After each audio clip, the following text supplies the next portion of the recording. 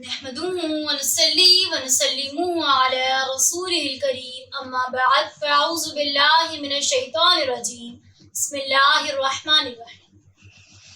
معزز و محترم و مکرم و محتشم جملہ ناظرین و ناظرات سامعین و سامعات السلام علیکم ورحمۃ اللہ وبرکاتہ۔ جن کے آنے سے روشن ہوئے دو جہاں، جن کے آنے سے روشن ہوئے دو جہاں، ان کے قدموں کی برکت پہ لاکھوں سلام، ان کے قدموں کی برکت پہ لاکھوں سلام۔ جمیع مخلوقات کے لیے حضور صلی اللہ علیہ وآلہ آلہ وسلم کی رحمت۔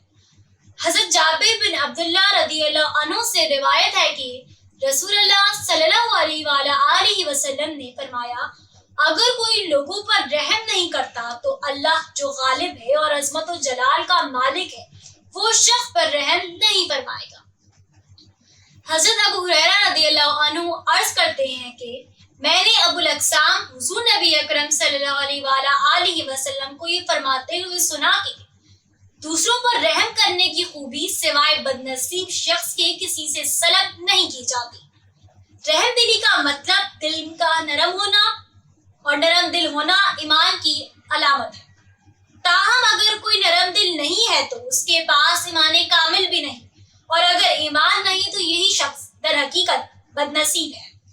حضرت عبداللہ بن عمر رضی اللہ عنہ سے روایت ہے کہ رسول اللہ صلی اللہ علیہ وآلہ آلہ وسلم نے ارشاد فرمایا، آپس میں رحم کرنے والوں پر نہایت مہربان الرحمن رحم فرمائے گا۔ تم زمین والوں پر رحم کرو، تم زمین والوں پر رحم کرو، آسمان والا تم پر رحم فرمائے گا۔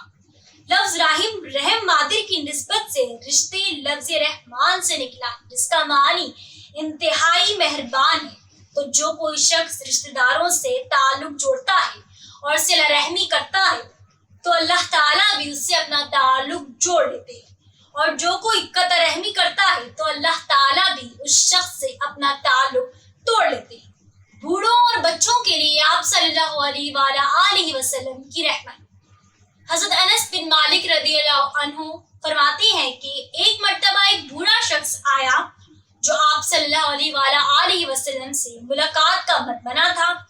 آپ صلی اللہ علیہ وسلم کی مجلس میں موجود لوگ اس بوڑھے شخص کو جگہ دینے میں تاخیر کر رہے تھے۔ اس پر حضور نبی اکرم صلی اللہ علیہ وآلہ آلہ وسلم نے فرمایا، جو کوئی بچوں پر شفقت اور بوڑھوں کی عزت نہیں کرتا وہ ہم میں سے نہیں ہے۔ بیٹیوں اور بچیوں کے لیے آپ صلی اللہ علیہ وآلہ آلہ وسلم کی رحمت۔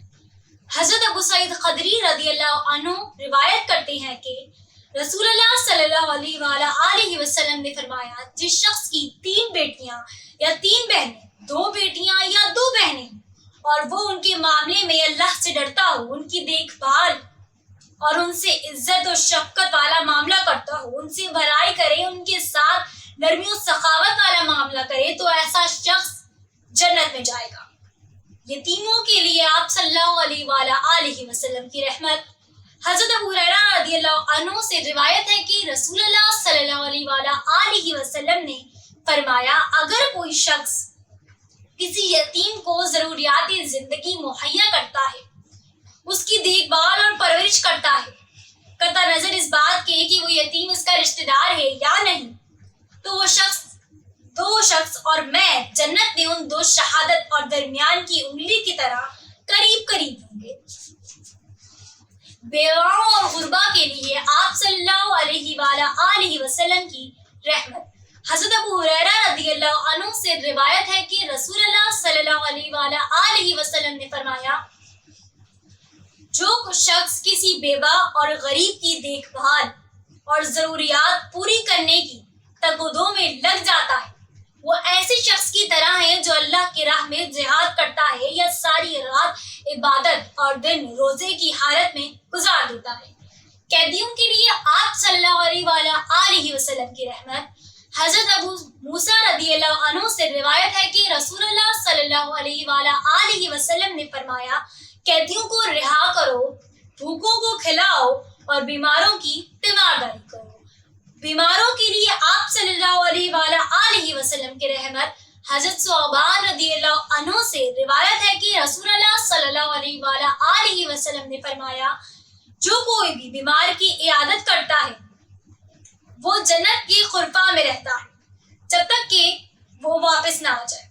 کسی نے پوچھا یا رسول اللہ یہ جنت کا خرفہ کیا ہے؟ آپ صلی اللہ علیہ وسلم نے فرمایا جنت کی خرفہ سے مراد جنت کے پھل ہیں اور یہی پھل اس ثواب کا استعارہ ہے جو وہ اپنے مسلمان بھائی کی تیمارداری کر کے حاصل کرتا ہے۔ حضرت علی رضی اللہ عنہ سے روایت ہے کہ رسول اللہ صلی اللہ علیہ وسلم کو فرماتے ہوئے سنا جب کوئی شخص دن کے آغاز میں اپنے مسلمان بھائی کی